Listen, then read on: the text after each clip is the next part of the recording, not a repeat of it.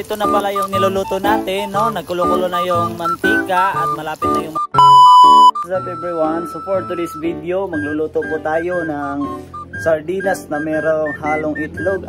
So ayan guys, nandito na yung lulutuin natin. It's already mixed na, no? Ayan, so ngayon niluluto na natin. Ngayon, ayan. So grabe, no?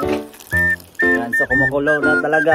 At sa puntong to, tuturuan namin kayo kung paano magluto ng sardinas na merong halong itlog at merong halong harina para magiging ulam natin for today's video.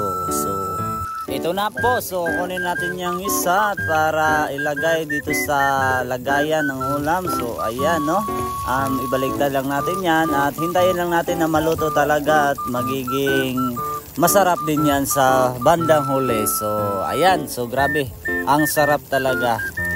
Kaya kung kayo wala kayong ibang maisip na ulam sa ano nyo, sa tanghalian, pwede niyo itong gawin. Simple lang naman, dalawa lang sardinas at ilagay nyo lang isang itlog at maglagay din kayo ng harina at i-mix nyo lang at hanggang sa magiging fix. Ayan, so sa wakas naluluto na din yung niluluto natin.